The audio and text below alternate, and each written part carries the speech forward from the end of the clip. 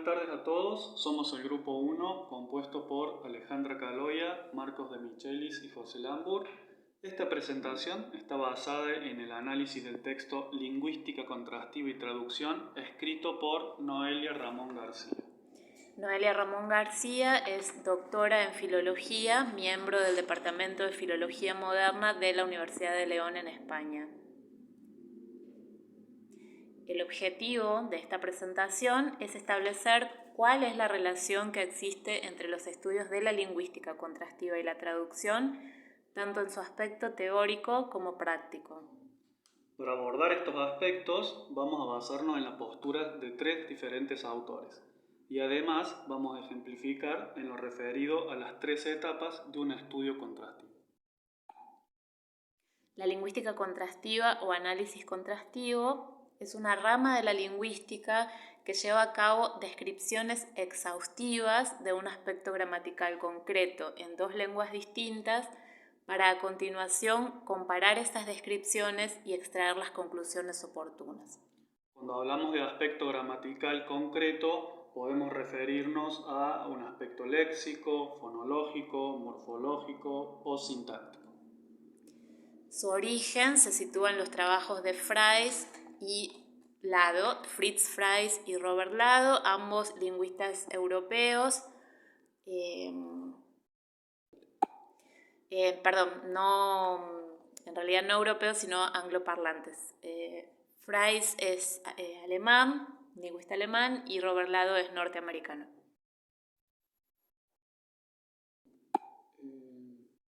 El análisis contrastivo se desarrolla en dos tipos de niveles diferentes. Uno es el microlingüístico y el otro el macrolingüístico. El primero consiste en el aspecto fonológico, semántico y sintáctico, y el otro en el pragmático y textual, entre otros. De alguna manera, el primero tiene que ver con forma y contenido de las palabras, con su estructura, y el otro con el contexto. Por otro lado, el análisis contrastivo consta de tres etapas diferentes: la elección y descripción, yuxtaposición y comparación.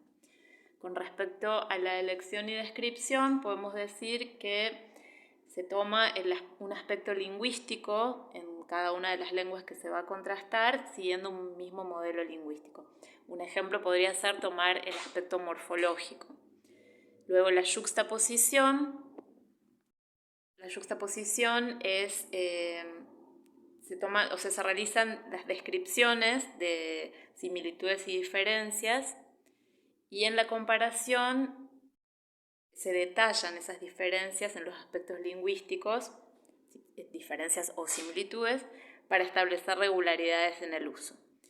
Un ejemplo podría ser, ya que mencionamos el aspecto morfológico, establecer una comparación, una yuxtaposición entre el español y el inglés con respecto a lo que es el género y el número.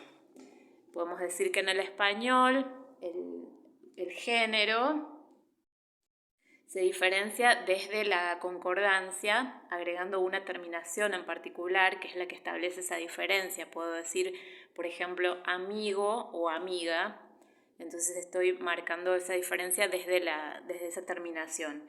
En inglés, en cambio, la diferencia va a estar dada por los elementos, o sea, por aquello que determina al sustantivo en tanto los elementos que lo rodean.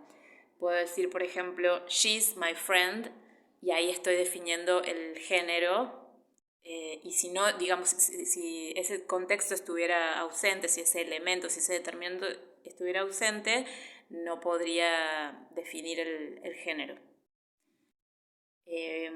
Con respecto al número, puedo también establecer una yuxtaposición, una comparación, diciendo que en español se adopta una posición desinencial, agregando una S, casa, casas, o ES, álbum, álbumes. Y si bien en inglés ocurre lo mismo, por ejemplo digo cat, cats, house, houses, hay algunas palabras que cambian cuando son expresadas en plural. mouse pasa a ser en plural mice, o teeth pasa a ser en plural, tooth pasa a ser en plural teeth.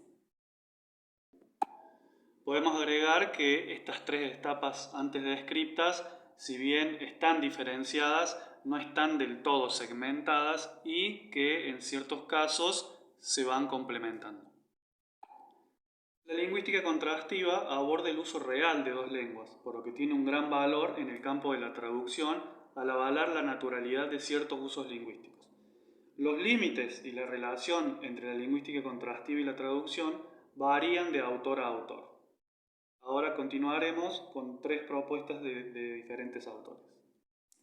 Los autores son Halliday, James y Rabadán. Al respecto, la propuesta de Halliday enmarca la traducción dentro de la lingüística contrastiva, debido a que ésta puede ser considerada como un caso especial de comparación entre lenguas. Esta visión se corresponde con el surgimiento y auge de la lingüística contrastiva y un gran optimismo en cuanto a su alcance. Por otra parte, los estudios de traducción en esa época se enfocaban en los aspectos lingüísticos, ignorando lo cultural, pragmático y extralingüístico. De alguna forma se corresponde con, se hacía un foco en lo microlingüístico y se estaba excluyendo lo macrolingüístico. James establecía una rama de la lingüística aplicada denominada estudios del interlenguaje, que tenían como objetivo averiguar cómo un monolingüe aprende a ser bilingüe. Y Rabadán, por su lado, considera que las fronteras entre el análisis contrastivo y la traducción son muy difusas, pero que responden a necesidades distintas y persiguen metas diferentes. Por ende, usan marcos metodológicos propios. Rabadán también propone que el análisis contrastivo puede servir de disciplina bisagra para articular la teoría de la traducción con la práctica traductora. Es una postura más ecléctica. Vamos. A continuación, detallaremos dos conceptos fundamentales en cuanto a los criterios en que se desarrolla el análisis contrastivo. Abordaremos las nociones de equivalencia y de tertium comparationis. La equivalencia es un concepto de la teoría de la traducción que se refiere a transmitir el mismo significado a través de medios estilísticos y estructurales diferentes. Es decir, a lograr que dos expresiones, por más que no compartan rasgos formales, tengan el mismo significado. Se llama tertium comparationis al punto en común que tienen dos cosas que se comparan. Es el criterio que se establece como base para la contrastación de dos lenguas en el análisis contrastivo, y que nos lleva a preguntarnos cuál es el terreno en común de las dos lenguas que va a permitir su contraste. Las consideraciones en cuanto a cuál es el tertium comparationis han variado a lo largo de la historia, por lo que podemos identificar tres posturas diferentes. Desde la perspectiva generativista, algunos autores consideran que es lo llamado congruence, es decir, la semejanza a nivel de la estructura profunda de las lenguas. Otros autores consideran que los universales lingüísticos son los que constituyen el tertium comparationis, lo cual es más adecuado para el análisis contrastivo. Y la propuesta de más aceptación es la que considera que el tertium comparationis es más apropiado para los estudios contrastivos equivalentes a la traducción. Es decir, el significado es aquello que permanece en igual, mientras que la expresión formal es la que cambia. Esto permite concluir que la lingüística contrastiva se nutre de la traducción para aplicar su análisis. Con respecto a la lingüística contrastiva y a las herramientas de análisis del corpus, tenemos que mencionar como elemento muy importante que el renacer de la lingüística contrastiva y su avance tiene que ver con el desarrollo de herramientas de análisis informático del corpus y de muestras naturales del habla, todas informatizadas, que al ser digitalizadas permiten un fácil acceso desde cualquier medio digital. Por ende, se dispone de muestras para que los investigadores rápidamente accedan a ellas y puedan trabajar con las mismas. Bueno, hasta ahora hemos especificado que la traducción sirve de tertum comparationis para los estudios de la lingüística contrastiva.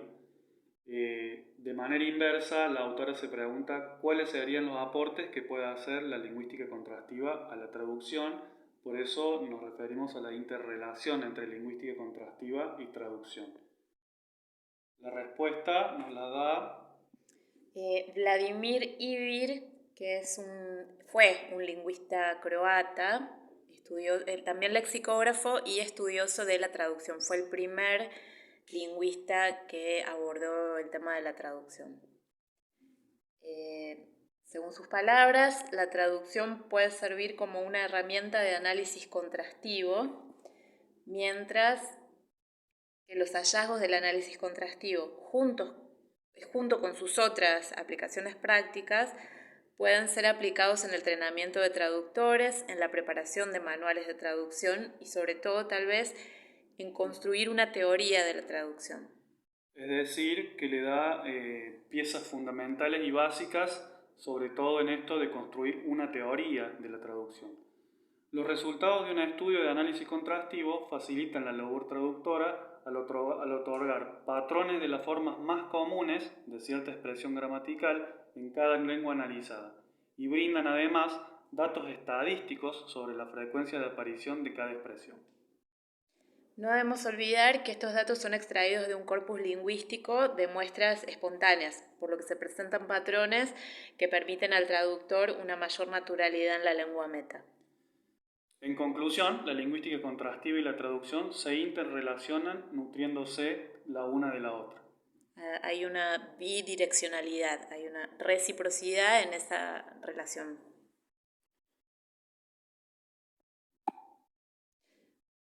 Podríamos concluir que la lingüística contrastiva se nutre de la traducción como herramienta para llevar a cabo sus análisis de contraste de lenguas y, a cambio, los resultados que obtiene revierten de nuevo en beneficio de la traducción.